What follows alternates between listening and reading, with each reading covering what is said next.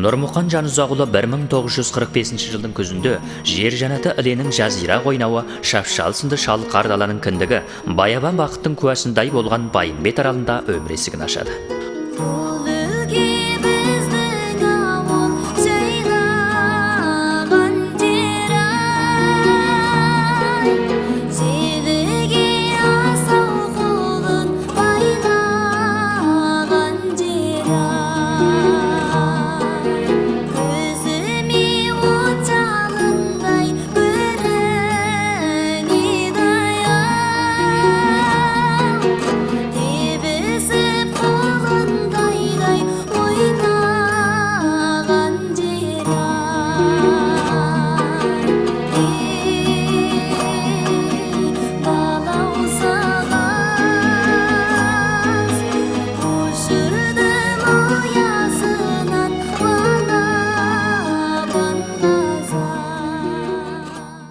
Құнарлы дала талантына қуат сыйлаған талапкер түлік өлең өлкөсінде алғашқы қадамын сәтті бастайды. Әр күнін ізденісіз өткізбеген жас талапкер 1964 жылы Құлжа қаласындағы бірінші педагогикалық мектепті үздік нәтижемен тауысады. Әрі осы білім ортасынан өзінің жасампаздығының алғашқы негізін қалайды. Осыдан кейінгі жерде ұлағатты ұстаздық сапарын бастаған Нөкең Моңғолкүр аудандық орта мектепте және оқытушыларды жетістіру мектебінде оқытушы және мектеп меңгерушісі сынды абыройлы жұмыстарды азаматтық жүрекпен адай етіп отыр. Нөкең ұйымның ұйғаруына сай 1988 жылы 7 айдан бастап Моңғолкүр аудандық партком үгіт бөлімінің бастығының орынбасары, аудандық рухани өркениет кеңсесінің меңгерушісі, бөлім партия ячейкасының секретары қатарлы міндеттерді абыроймен өтейді. 2000 жылы құрметпен зейнетке шығады. Нұрмұқан Жанұзағұлы ақын ретінде 40 жылда қыруар жыр жазып, жүрегіндегі мөлдір сұлулықты туған халқына сыйлай білді. Осынау таланттының тереңінен тамырланған тұнық жырлар Арман-ай, ақын жүрек атты жыр кітаптарын айналып, оқырмандарының сүйіп оқитын топтамалар болып тұлғаланды. Нөкең жырларындағы қарапайымдылық пен көркемдік ұштасқан образды ойлар оқырман жүрегіне сәуле болып сіңіп, рухани дүниесін көркемдік әлеміне жетелейді. Ақын жырларындағы оқырман ұғымына етене ершімді шумақтар, тіршілік көкжиегіндегі түрлі құбылыстарды шебер кестелеп, көз алдыңызға жайып салады. Ақынның әр тақырыпта жазған айшықты жырларын оқып отырғаныңызда, ойыңызға өзгеше бір әлем оралып, сіз де сұлулық құшағында тербелгендей күй кешесіз. Нөкеңнің қоғамдық құбылыстардан сыр шерткен қомақты өлеңдерінде тұтас дәуірдің қалтарыс шақтары қалтқысыз бейнеленіп жатады. Азаматтық тақырыбынан туындаған арқалы өлеңдері мен көңіл күй лирикаларына құрылған көркем өлеңдері Нөкеңнің тұтас ақындық болмысындағы биіктігін тағы бір қырынан бағамдап жатады. Нұрмұқан Жанұзағұлы қоғам танушы қайраткер және жазушы ретінде ойлы-күйлі көптеген зерттеу және байымдау мақалалар жазып, қоғам қойнауындағы және халық өміріндегі кілтең тақырыптардан сөз қозғап, азаматтық көзқарасын білдірді. Бұған әр алуан басылымда жарық көрген Нөкеңнің шоқтықты мақалалары мен оқырман қауымның ыстық ықыласы куә.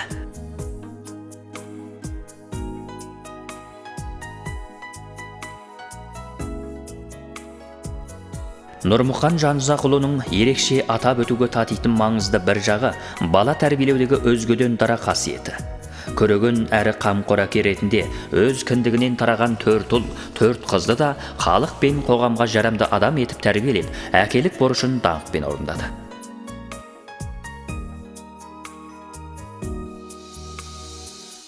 Нөкеңнің үлкен ұлы Ержан Шенжаң медицина университетін оқыған болып, қазір Іле облыстық достық докторханасының сыртқы аурулар бөлімінде тете аға шипагер. Екінші ұлы Еркін Шенжаң университетінен оқу тауысқан. Қазір Жаңаөзен сыртқы сауда серіктігінің директоры.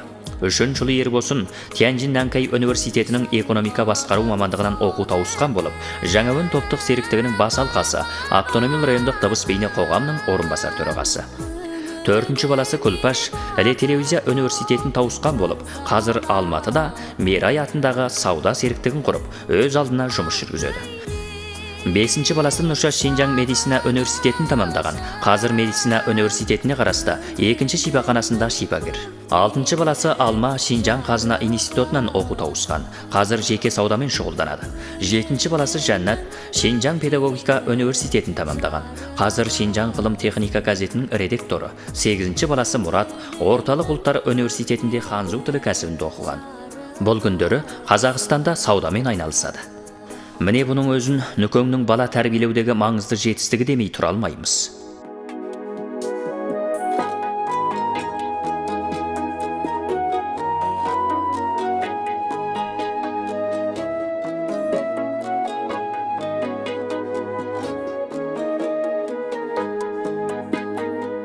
Өнерім, өмірім деп білген ақын, жазушы, қоғам танушы қайраткер Нұрмұқан Жанұзақұлы өмірі өнеге толы өскелең өмір. Халқының қара нарындай бола білген ардақты ағамыздың бұдан кейінгі өміріне тіпті де мол жасампаздық еңбек, баянды бақыт, құнарлы шығарма тілейміз. Өлеңнің әлемін мәңгілік шарлай бер, ардақты тұлға.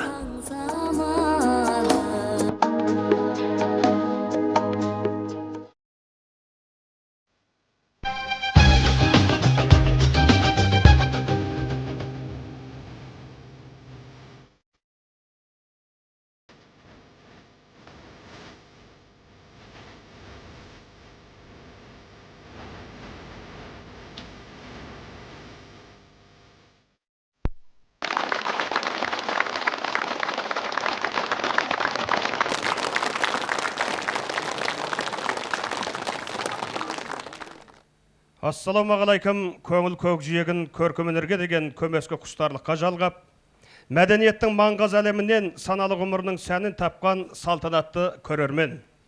Армысыздар, арқа-жарқа қуанышының әгөгай әуенін осындай салтанатты сауықтың сахнасынан күтіп, бар ықыласын өнерге деген өскелең құштарлыққа ұластырған ұлағатты қауым. Бармысыздар, сәлиқалы салтымен даңсалы дәстүрін қалпын құратпай сақтап, Сахараның сәнін қаланың әніне тоғыстырып жатқан өнер сүйер әлеумет. Бүгінгі өнермен өмір тоғысы тұлғаланған 60 жылдық арайлы ғұмырға арналған шуақты кешке қош келдіңіздер. Бүгінгі әнмен әдептеліп, жырмен кестеленген шығармашылық кеш Нұрмұқан ағамыздың 40 жылдық еңбегінің жемісі, халқына сыйлаған сыйы. Парасаттың нәр жиып кенішінен, ағамыздың мөп мөлдір терісінген, көңіл қазық қабылдап қалыңыздар 40 жылдың құнарлы жемісінен. 40 жылдың қол бұлғап қырқасынан, бұла ғұмыр ал енді шырқасын ән, бір жадырап шаттанып қалыңыздар, кездемін ау көңілде нұр тасыған. Сонымен, ақын Нұрмұқан Жанұзақұлы ағамыздың шығармашылығына арналған кешімізді ресми бастаймыз. Енді кешіміздің беташар ән кезегін Нұр ағаңның келіні, әнші Айнұр Қазимолла қызы алады. Бақытжан Еңсеұлының әні «Әулие шоқы».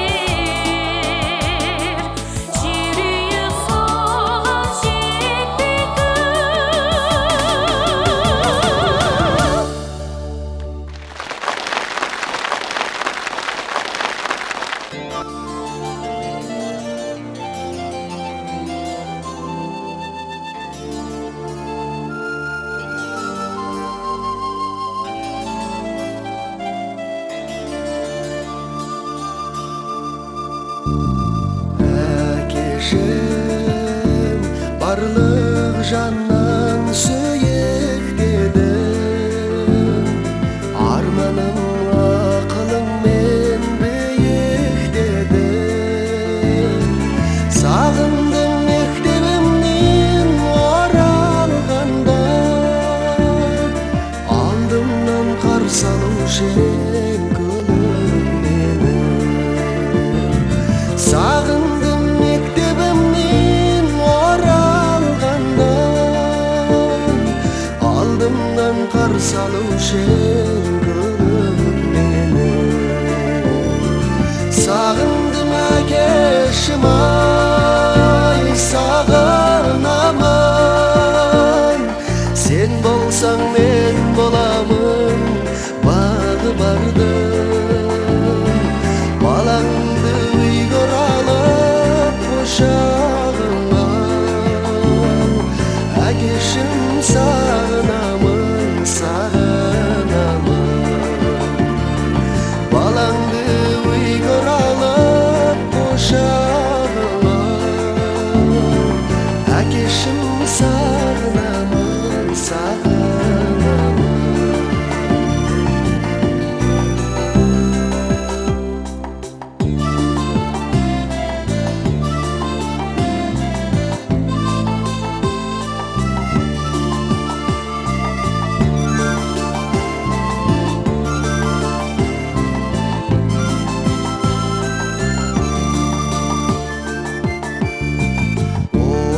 оралдым әке жаным етегіңе жүремін қол ұстасып жетегіңде сен жоқта қызығамын балаларға мойнына әкесінің көтерілген сен жоқта қызығамын балаларға мойнына әкесінің көтерілген сағындым әкешім ай сағынамын сен болсаң мен боламын бағы бардың балаңды үйге оралып құшағыңа әкешім сағынамын сағынамын балаңды үйге оралып құшағыңа әкешім сағынамын сағынамын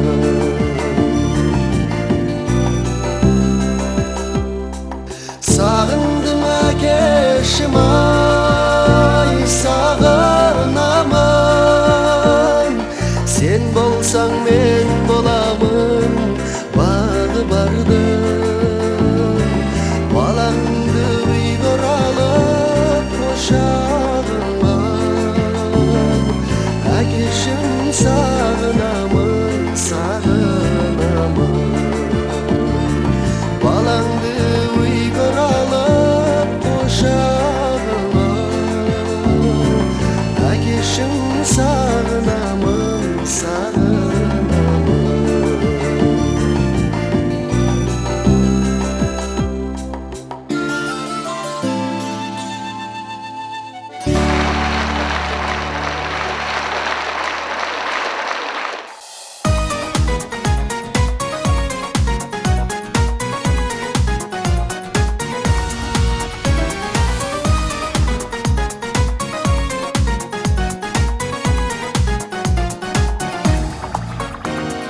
талантына сай келген талғамымыз замананың заңғар ой ардағы біз сәлихалы халықтың саңлағымыз ей арулардан қол жетпес арманымыз ей ойға сақтап келеміз орындауға сенеміз туған жердің көркемісін әнімізді жалғаймыз барымызды арнаймыз туған елдің ертең үшін құшақ ашқан өнерден өрі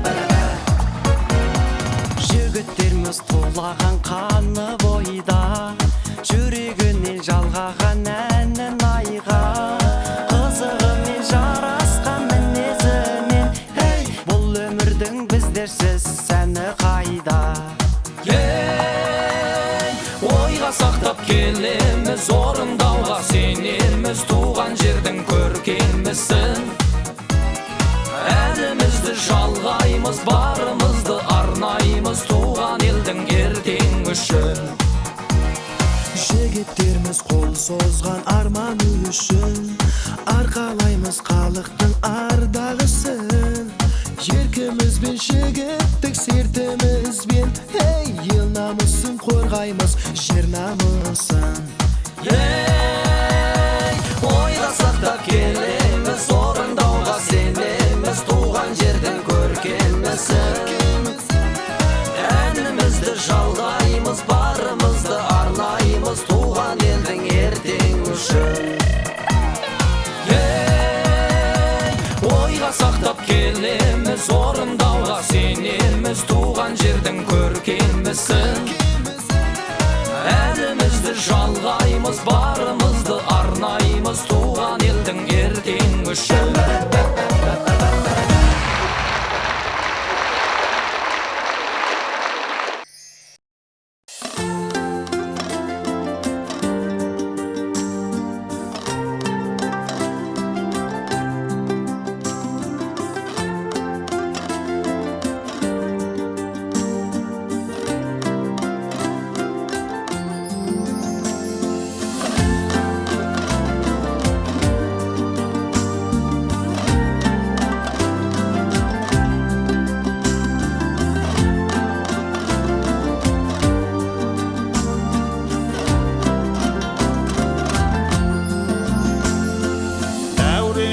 Бастан өтіп барасың ба,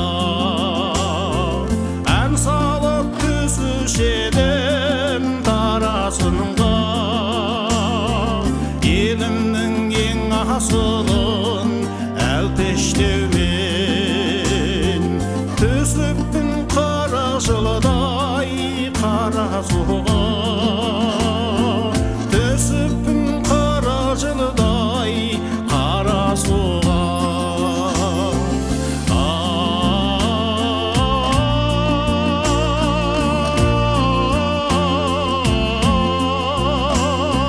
Әлі де арманым көп, ән салайын, ем болар қарт көңілдің жарасына. Өмірдің жазып өтіп көзі кепті, көңілге қарауымен сызып өтті. Ән салып бұл жігіттей жүргенімде, төркіндеп құрдасының қызы кепті. Төркіндеп құрдасының қызы кепті.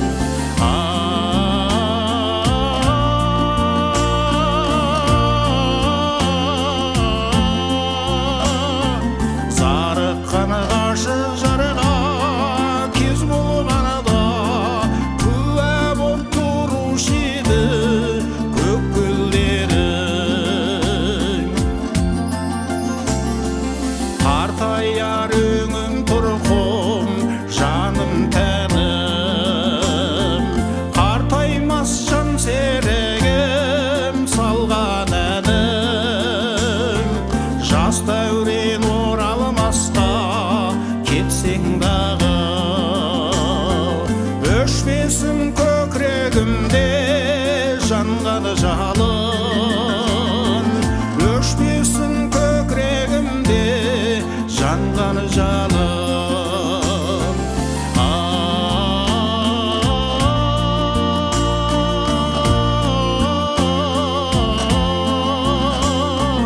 жүректен жарып шыққан ән жырыммен өшпесін махаббатым армандарым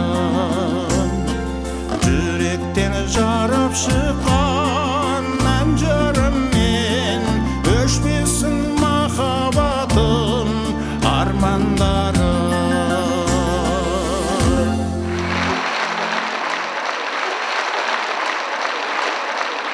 баспагер арқалы ақын Тәліпбай Қабайұлын арнап өлең оқуға шақырайық.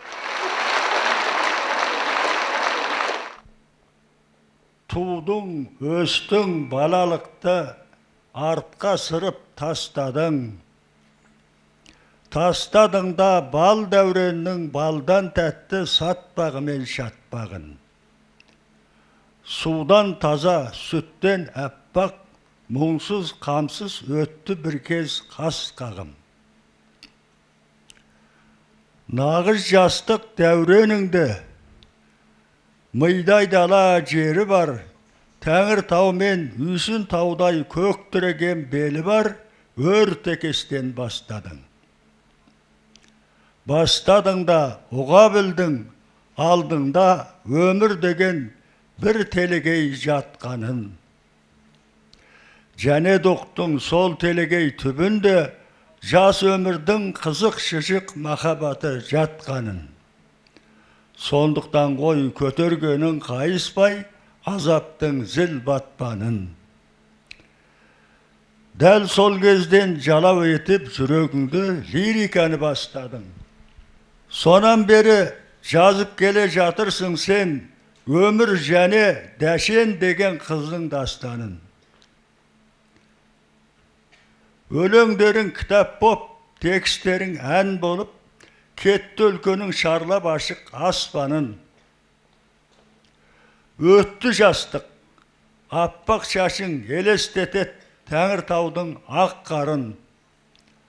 Ақ қардай шаш білдіреді миыңа, өлең деген құрғырдың ыңыр шағы батқанын. Және тағы білдіреді қу өмірдің өтіп бара жатқанын.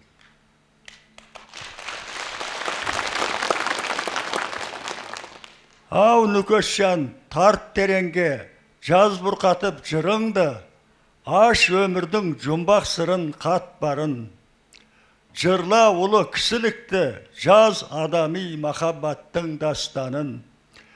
Бір белеске жаңа шықтың, бар алдыңда көп биік, сонда сені күтіп жатыр нағыз жарық ақтаңың. Рахмет. Адам ғұмырының ең арайлы жағы махаббат болса, махаббаттан туындаған мәңгілік ғұмырлы шығармалар рухани дүниеңіздің тағда бір тұнық каусарына айналып жататындығы ақиқат. Ақын Нұрмұқан Жанұзағұл ағамыз 40 жылдық шығармашылық сапарында махаббат жайында көбірек қалам тербеген автор. Нүкен қаламынан туындаған сол тұнық лирикалардың алды ән болып, тамылжыған тәтті үнімен тыңдармандарын тербеп келеді. Енді сол Нүкен қаламынан туындаған махаббат мәтініндегі әндерге кезек беріп көрелік. Кезекте тамашалайтындарыңыз Ақ көйлек. Сөзін жазған Нұрмұқан Жанұзағұлы, музыкасын жазған Құрман Акбариябұлы, орындайтын Жаңылқан Сайлауқызы.